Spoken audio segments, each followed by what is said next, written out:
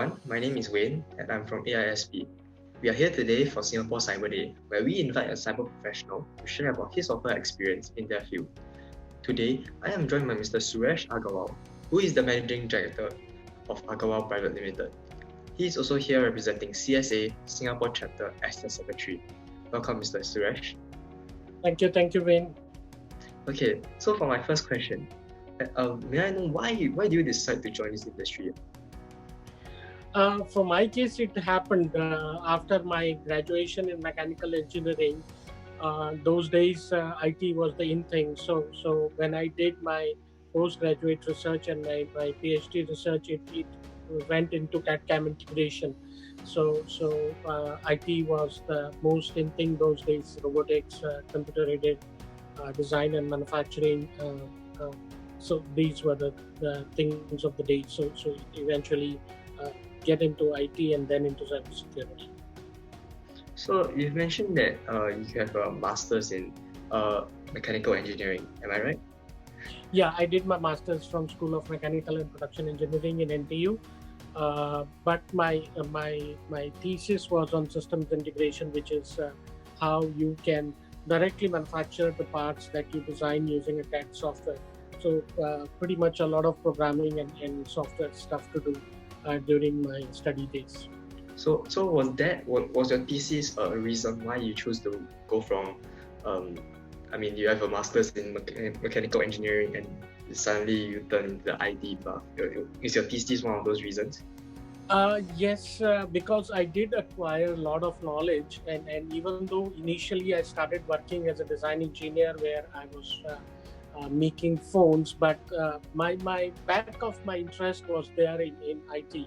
So when the opportunity first came in to run an IT consulting practice at Ernst & Young, it became very natural for me to grab it and learn on while working the latest softwares and softwares that are used in the real world and start producing results on them. Okay, so let's take a trip down memory lane. Do you still remember your secondary school days? I hope, because do you remember back then when you were just in secondary school or even in JC, did you ever think that you go into this path, the IT industry? Not really, because when I was in my secondary days, IT was pretty much like non-existent.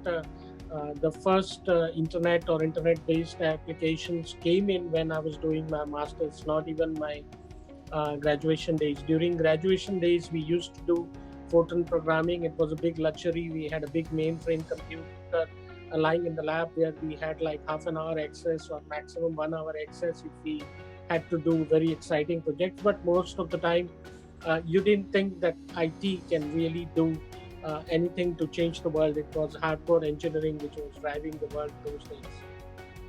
Okay, so do you remember in secondary school, like what subjects were you taking? Maybe accounting, maybe the pure sciences? Sure, it was PCM, physics, chemistry, maths, and I had even taken biology because I wanted to keep my options open to either become an engineer or a doctor. So, do you think what subjects do you think, if you were in secondary school right now and you were headed towards an IT path, what subjects do you think would be beneficial for one who is seeking the IT route? Sure, I think these days data analytics, AI, robotics. I think even blockchain is the future, and virtual reality, AR. I think the augmented reality. These are the kind of subjects I would strongly encourage the students to explore because these are upcoming technologies in IT today. So, if a student would, let's say, like to explore out their curriculum, so if they were to go online, is there any resources that you would like to recommend to them to maybe experiment with or to read about?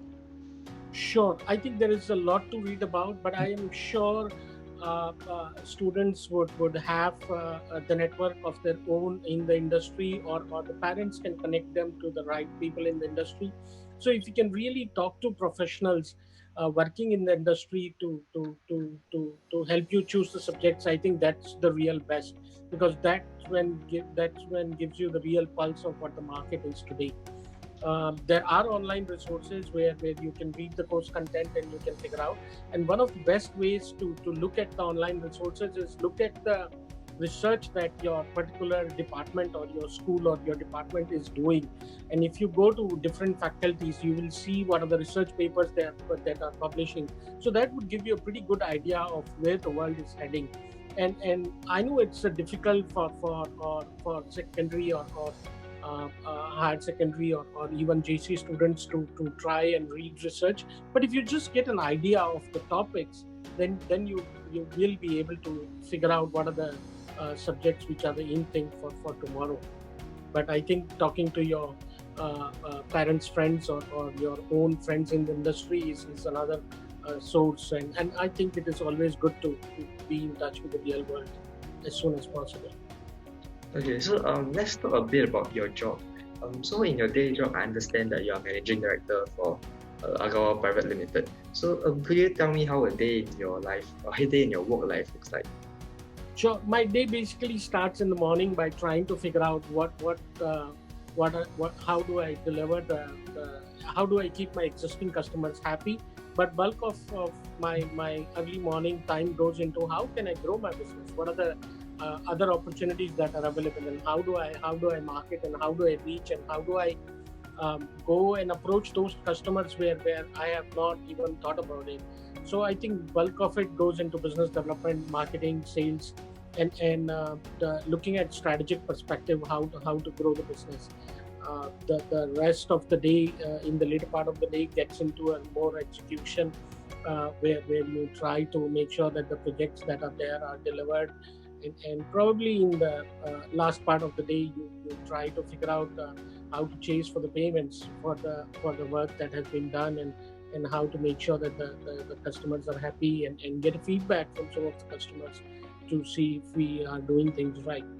So typically, I would say bulk of the time is spent in planning for future rather than the current the work that is going on.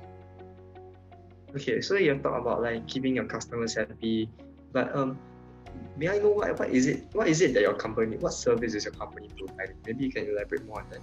Sure. I am a typical system integrator where I bid for tenders which are World Bank or ADB funded, or other international funding organizations who are funding some of these tenders.